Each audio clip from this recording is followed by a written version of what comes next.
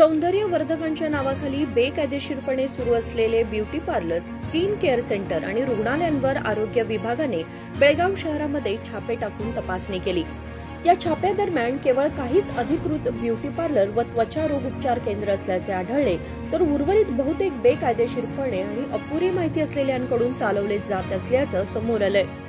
शहरातील अशा 4 रुग्णालय, क्लिनिक व ब्युटी सेंटर सील करून बंद करण्यात आली असून 7 पार्लर रुग्णालयांना नोटीस बजावण्यात आली आहे। या कारवाई दरम्यान आरपीडी, टिळकवाडी, कॅम्प, शाहूनगर, रविवार पेठ, अनुगोळ, वडगाव, सदाशिवनगर या भागातील अनेक ब्युटी पार्लर्स भीतीपोटी बंद करून मालक फरार झालेत।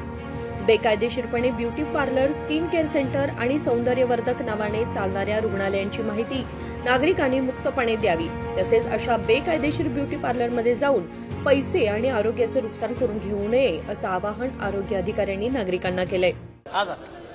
ಸರಿಸುಮಾರು 30 ಸ್ಥಳಗಳಲ್ಲಿ ಕೆಪಿಎಂಇ ಕಾನೂನು ಅಡಿಯಲ್ಲಿ ನಾವು ಸರ್ಚ್ ಅಂಡ್ ಸೀಜರ್ ಆಪರೇಷನ್ ಮಾಡಿದೀವಿ।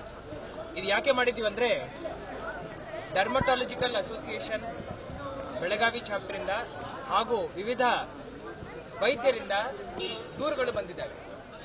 ಏನಂತ ಸಣ್ಣ ಸಣ್ಣ ಅಂಗಡಿಗಳಲ್ಲಿ ಡರ್ಮಟಾಲಜಿಕಲ್ ಟ್ರೀಟ್ಮೆಂಟ್ ಕೊಡ್ತೀವಂತ ಬೋರ್ಡ್ ಹಾಕೊಂಡು ಮೆಡಿಕಲ್ ಪ್ರೊಸೀಜರ್ಸ್ ಮಾಡ್ತಾ ಇದ್ದಾರೆ।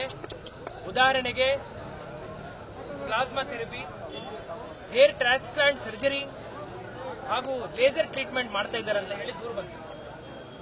ಇದನ್ನು ನಾವು ಪ್ರಿಲಿಮಿನರಿ ಒಂದು ರಿಪೋರ್ಟ್ ತರಿಸಿಕೊಂಡು ಎಲ್ಲ ಸ್ಥಳಗಳಲ್ಲಿ ಹೋಗಿ ಪರಿಶೀಲನೆ ಮಾಡಿ ಸರ್ಚ್ ಅಂಡ್ ಸೀಜರ್ ಆರ್ಡರ್ ಅನ್ನು ಡಿಸಿ ಅವರ ಮುಖಾಂತರ ಇಶ್ಯೂ ಮಾಡಿಸಿ ನಾವು ಈ ಸರಿಸುಮಾರು 30 ತಂಡಗಳಿಂದ ಈ ಸರ್ಚ್ ಅಂಡ್ ಸೀಜರ್ ಆಪರೇಷನ್ ಅನ್ನು ಮಾಡಿದ್ದೀವಿ।